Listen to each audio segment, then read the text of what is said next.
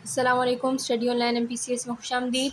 आज हम आपकी टेक्स्ट बुक के यूनिट 2 एक्सरसाइज 2.2 के क्वेश्चन 1 to 12 सॉल्व करेंगे। यानी आज हम एक्सरसाइज 2.2 कंप्लीट सॉल्व करेंगे, तो वीडियो को एंड तक देखिएगा ताकि आपको सही से समझ में आ सके। और अगर आपने अभी तक मेरे चैनल को सब्सक्राइब नहीं किया तो सब्सक्राइब कर लें और बेल आइकन पर क्लिक करें ताकि मेरे हर नई आने वाली वीडियो की अपडेट आपको मिलती रहे। तो चलिए चलते हैं अपने टॉपिक की तरफ। एक्सरसाइज 2.2 का क्वेश्चन 1 है, right the base and exponent in each of the following. ठीक है, हमें इनके बेस और एक्सपोनेंट मालूम करने हैं कि इनमें बेस कौन सा है और एक्सपोनेंट कौन सा है। ठीक है, तो इसका पार्ट 1 कर लेते हैं। ये जो नीचे नंबर होता है, ठीक है, ये बेस होता है और ये ऊपर वाला नंबर क्या होता है, एक्सपोनेंट होता है। ठीक है, तो यहाँ पर बेस क्या है, 7 है। ठीक है, और एक्सपोनेंट क्या है,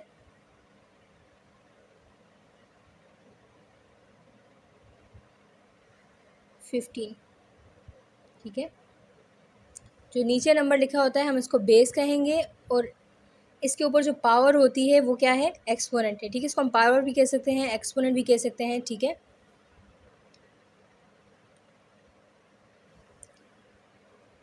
टू में हमें क्या करना है, इसमें भी हमें नंबर दिए गए हैं और इसमें हम बताना है कि इसमें बेस कौन सा है, एक्सपोनेंट कौन सा है। ठीक है, अब जो नीचे नंबर दिया गया है ये क्या है, बेस है और इसके ऊपर जो पावर है ये क्या है, एक्सपोनेंट है। ठीक है, ये एक्सपोनेंट है और ये बेस है।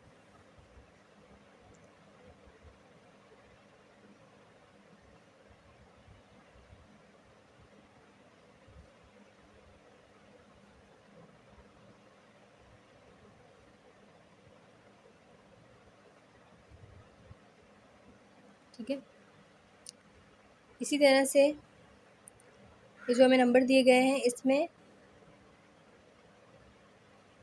बेस ये है। ठीक है, जो नीचे है ये क्या है, बेस है। ठीक है, और ये जो ऊपर 64 दिए गए, 108 की जो पावर 64 है ये क्या है, एक्सपोनेंट भी है और पावर भी है। ठीक है, इसको हम एक्सपोनेंट भी कह सकते हैं और पावर भी, मगर यहाँ हमें एक्सपोनेंट बताना है। ठीक है,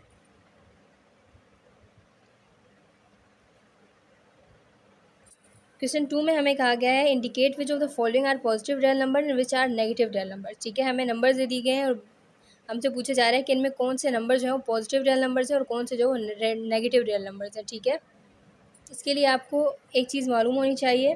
ठीक है, इवन नंबर्स कौन से होते हैं और ऑड कौन से होते हैं। ठीक है, इवन नंबर वो होते हैं जो 2 से कम्प्लीटली डिवाइड हो सकें या 2 के टेबल में, जैसे 2, 4, 6, 8, 10, 12, 14, 16। ठीक है, ये 2 से कम्प्लीटली डिवाइड हो सकते हैं। ठीक है, तो ये क्या है, इवन नंबर है। ठीक है, ऑड नंबर वो होते हैं जो 2 से डिवाइड नहीं हो सकते। ठीक है, जैसे 1, 3, 5, 7, 11, ये वो नंबर है जो 2 से डिवाइड नहीं हो सकते। ठीक है, एंड सो ऑन। अगर हमें इस तरह के क्वेश्चन दिए जाएँ जिसमें हमें इंडिकेट करना हो कि कौन से पॉजिटिव रियल नंबर्स हैं, कौन से नेगेटिव रियल नंबर्स हैं। ठीक है, तो हम उस क्वेश्चन में एक्सपोनेंट को देखेंगे। जैसे यहाँ पर 4 एक्सपोनेंट है। ठीक है, अगर एक्सपोनेंट इवन है, 2 से कम्प्लीटली डिवाइड हो सकता है। ठीक है, तो वो जो नंबर्स होंगे वो पॉजिटिव रियल नंबर्स होंगे। ठीक है, जैसे यहाँ 4 है। ठीक है, तो 4 2 से कम्प्लीटली डिवाइड हो सकता है। ठीक है, तो ये क्या है, पॉजिटिव है। ठीक है, ये पॉजिटिव है। क्यों, क्योंकि जो एक्सपोनेंट है वो इवन है, वो 2 से कम्प्लीटली डिवाइड हो सकता है। ठीक है, तो इसलिए ये जो नंबर्स हैं ये पॉजिटिव नंबर्स हैं, पॉजिटिव रियल नंबर्स। अगर हम 2 में देखें तो इसमें -113 बेस दी गई है। ठीक है, और उसका एक्सपोनेंट है 107। ठीक है, अब मालूम करना है कि पॉजिटिव रियल नंबर है या नेगेटिव रियल नंबर है। ठीक है, तो अगर हम इसके एक्सपोनेंट को देखें तो इसमें 107 ये इवन नंबर नहीं है, ओड नंबर है। ठीक है, सबसे पहले इस सवाल को सॉल्यूशन की हेडिंग देने के बाद दोबारा से नीचे हम उतारेंगे। ठीक है,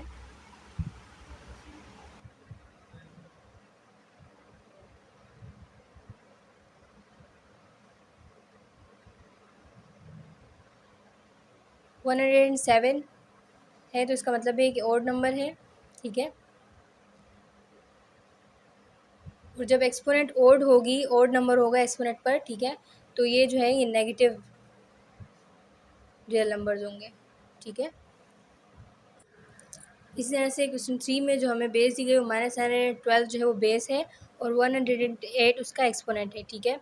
तो अगर इसके एक्सपोनेंट पर गौर करें तो 108 है, ये 2 से कम्प्लीटली डिवाइड हो सकता है, ये इवन नंबर है, तो इसका मतलब है कि -912 जो है वो रेज़ टू पावर 8, तो इसका मतलब है कि -912 रेज़ टू पावर 108 जो है वो पॉजिटिव रियल नंबर, ठीक है, क्योंकि इसकी जो एक्सपोनेंट है, इसका जो एक्सपोनेंट है वो 2 से कम्प्लीटली डिवाइड हो सकता है, इवन है, तो ये पॉजिटिव है। यहाँ पर इसका जो एक्सपोनेंट है कम्प्लीटली 2 से डिवाइड नहीं हो सकता, ये ऑड है, तो इसका मतलब ये नेगेटिव रियल नंबर है, ठीक है। यानी अगर हम -113 को 107 टाइम मल्टीप्लाई भी करें तो हमारा आंसर नेगेटिव ही आएगा। क्वेश्चन 3 है, which is the correct way of finding the value of 38 multiply 83 raise to power 9, ठीक है। इस क्वेश्चन में हमसे कहा गया है कि 38 मल्टीप्लाई 83 रेज़ टू पावर 9 की वैल्यू को फाइंड करने के लिए करेक्ट वे जो है वो कौन सा है। हमें 2 वेज दे दिए गए हैं, हमें इनमें चूज़ करना है कि कौन सा करेक्ट है, ठीक है। अगर हम फर्स्ट पढ़ें, we first multiply 38 with 83 and then find the 9th power of this product, ठीक है। इसमें कह रहे हैं कि पहले हम 38 को 83 से मल्टीप्लाई करेंगे, ठीक है, और फिर जो आंसर आएगा उसकी हम 9th पावर फाइंड करेंगे, ठीक है। तो ये गलत है, इस तरह से हम नहीं करेंगे। सेकंड में है, we first find the 9th power of 83 then multiply it with 38, ठीक है। सेकंड में हमें कहा गया है कि सबसे पहले हम 83 की 9th पावर जो है वो फाइंड करेंगे, यानी 83 को 9 टाइम मल्टीप्लाई करेंगे, ठीक है, फिर उसके बाद हम 38 से मल्टीप्लाई कर देंगे, ठीक है। तो ये जो है ये करेक्ट है, इस तरह से हमारा सही आंसर आएगा। अब हमारा नेक्स्ट क्वेश्चन है, सिंप्लीफाई द फॉलोइंग, ठीक है। क्वेश्चन 4 to 12 जो है, जो हमें नंबर्स दिए गए हैं उनको हमने सिंप्लीफाई करना है, ठीक है। तो चलिए हम इसको सॉल्व कर लेते हैं। 91 माइनस 91 रेज़ टू पावर 4, ठीक है। अब इसमें हम 91 को तो 4 टाइम लिखेंगे क्योंकि इसकी पावर 4 है, ठीक है।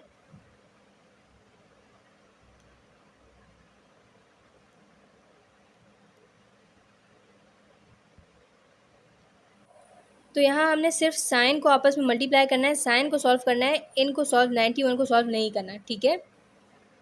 अगर हम साइन को आपस में मल्टीप्लाई करते हैं, minus minus plus, plus minus minus, minus minus plus, ठीक है। तो 91 रेज़ टू पावर 4 तो आएगा, लेकिन प्लस का आएगा, ठीक है। हमने इसके जो माइनस है इसको सॉल्व कर लिया है, ठीक है। तो आंसर क्या है, पॉजिटिव है, ठीक है, क्योंकि इसके ऊपर 4 है, इवन नंबर है, 2 से कम्प्लीटली डिवाइड हो सकता है, तो इसका आंसर पॉजिटिव ही आएगा। क्वेश्चन 5 में भी हमें सिंप्लीफाई करना है, ठीक है। सबसे पहले हम इसको क्वेश्चन को दोबारा उतार लेंगे, ठीक है। अब अगर हम यहाँ देखें तो 5 बेस है और 4 एक्सपोनेंट है, ठीक है, और यहाँ पर भी 5 बेस है और 2 एक्सपोनेंट है। इन दोनों की बेस सेम है, ठीक है। जब बेस सेम है तो हम इसको 2 दफ़ा या हम इसको 1 दफ़ा लिख देंगे, ठीक है। और एक्सपोनेंट आपस में दोनों मल्टीप्लाई हो रहे हैं, ठीक है, तो इनके जो एक्सपोनेंट है ये आपस में ऐड हो जाएंगे, ठीक है। अगर ये मल्टीप्लाई नहीं हो रहे होते, डिवाइड हो रहे होते, तो इनके जो एक्सपोनेंट है ये क्या हो जाते हैं, आपस में सब्ट्रैक्ट हो जाते हैं। तो 4 के साथ जब हम 2 को ऐड कर देंगे, 4 + 2 6, ठीक है।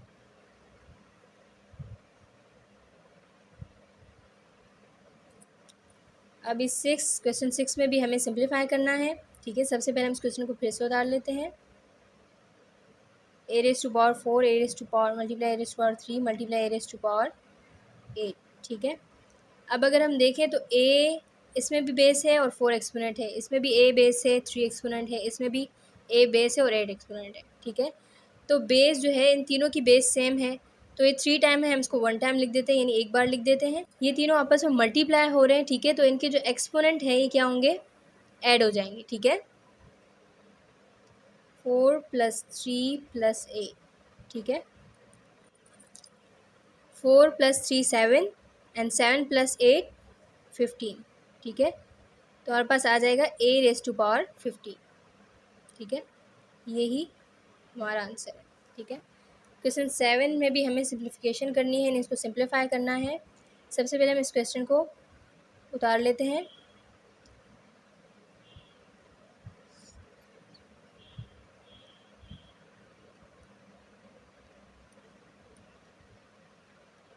ठीक है, अब अगर हम इसमें देखें तो यहाँ बेस a है, इसके ऊपर कुछ नहीं है तो एक्सपोनेंट 1 है, ठीक है। इस तरह यहाँ पर बेस b है, एक्सपोनेंट 2 है, यहाँ पर c है बेस और एक्सपोनेंट 3 है। यहाँ पर बेस b है, एक्सपोनेंट 3 है।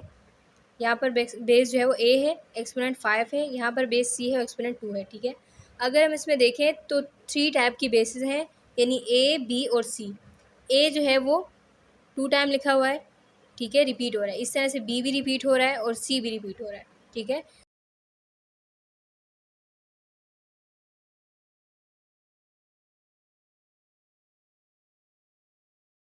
हमने क्या किया, a जो है वो 2 टाइम रिपीट हो रहा है, b भी 2 टाइम रिपीट हो रहा है, c भी 2 टाइम रिपीट हो रहा है, ठीक है। तो जो a बेस है वो 2 टाइम है, हम उसको एक बार लिख देंगे। इससे ऐसे b जो है वो भी बेस है, वो 2 टाइम है, हम उसको 1 टाइम लिख देंगे। और c जो है बेस c, वो भी 2 टाइम रिपीट हो रही है, तो हम उसको 1 टाइम लिख देंगे, ठीक है। अब a के पास यहाँ कुछ नहीं है, इट्स मीन कि यहाँ पर 1 है, ठीक है।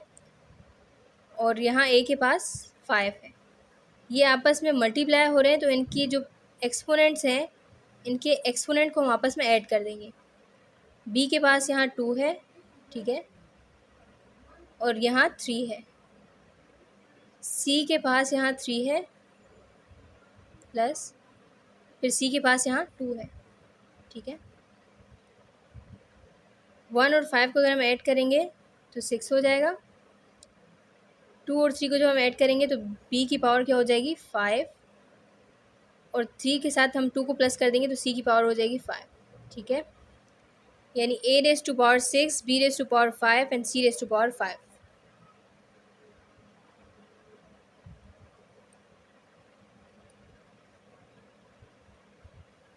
क्वेश्चन 8 को भी हमें सिंप्लीफाई करना है, ठीक है। सबसे पहले हम इस क्वेश्चन को फिर से उतार देंगे, ठीक है। अब 8 × 3 जो है वो ब्रैकेट में है, और पूरी ब्रैकेट की पावर जो है वो 4 है, यानी इस पूरी ब्रैकेट की एक्सपोनेंट 4 है। तो ये जो 4 है ये 8 को भी मिल जाएगा, ठीक है, और ये 3 को भी मिल जाएगा, ठीक है, ठीक है। अब यही हमारा आंसर है, ठीक है। इसको मज़ीद और सॉल्व नहीं करेंगे हम। हम क्वेश्चन 9 को सिंप्लीफाई करेंगे, ठीक है। सबसे पहले हम इस क्वेश्चन को फिर से उतार देंगे, ठीक है। अब इस ब्रैकेट, पूरी ब्रैकेट की पावर जो है वो 3 है, ठीक है। यानी जो 3 है ये 5 की पावर भी है, और ये 3 4 की पावर भी है, ठीक है। तो हम 4 और 5 को आपस में मल्टीप्लाई नहीं करेंगे, सॉल्व नहीं करेंगे, लेकिन इनको, इनके साइन को अगर हम मल्टीप्लाई करते हैं तो माइनस माइनस प्लस हो जाएंगे, ठीक है। और प्लस हम लिखते नहीं हैं, और ये 3 जो है वो हम 4 को भी दे देंगे, और 3 हम 5 को भी दे देंगे, ठीक है। ये हमारा आंसर है। अब नेक्स्ट क्वेश्चन यानी क्वेश्चन 10 सॉल्व कर लेते हैं। अब ए और बी जो है ये बेस है, ठीक है, और इस पूरी ब्रैकेट की पावर जो है वो 13 है। इसका मतलब है कि ए की पावर या ए का एक्सपोनेंट भी 13 है, और बी का एक्सपोनेंट या बी की पावर भी क्या है, 13 है, ठीक है। तो 13 हम इन दोनों को दे देते हैं, a⁻13 मल्टीप्लाई b⁻13। अब इसको हम इस तरह से भी लिख सकते हैं, ठीक है।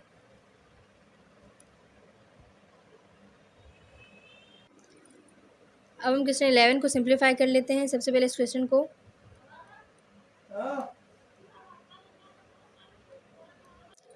हमने इस क्वेश्चन को इसी तरह से उतार दिया है, ठीक है। अब यहाँ 3 और y जो है ये बेस है, ठीक है, और इस पूरी ब्रैकेट की जो है वो पावर, या हम कह सकते हैं कि एक्सपोनेंट, वो क्या है, 5 है, ठीक है। तो इसका मतलब है कि 3 की पावर भी 5 है और y की पावर भी 5 है, ठीक है। तो हम इन दोनों को ब्रैकेट खोल देते हैं, इन दोनों को की पावर दे देंगे, ठीक है। अब हम इसको ऐसे भी लिख सकते हैं,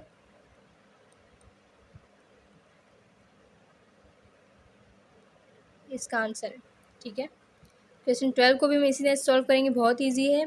सबसे पहले हम इस क्वेश्चन को उतारेंगे।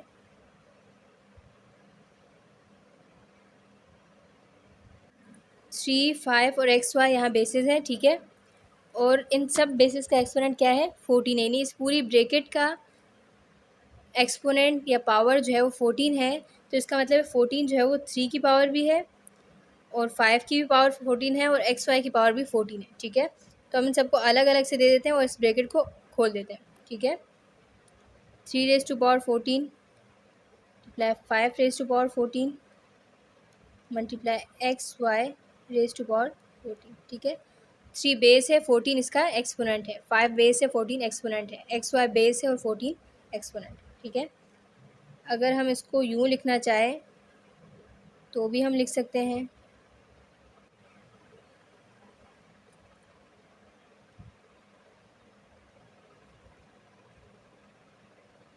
ठीक है। तो ये आंसर है। अगर वीडियो पसंद आई है तो लाइक करें, शेयर करें और काइंडली मेरे चैनल को सब्सक्राइब कर लें।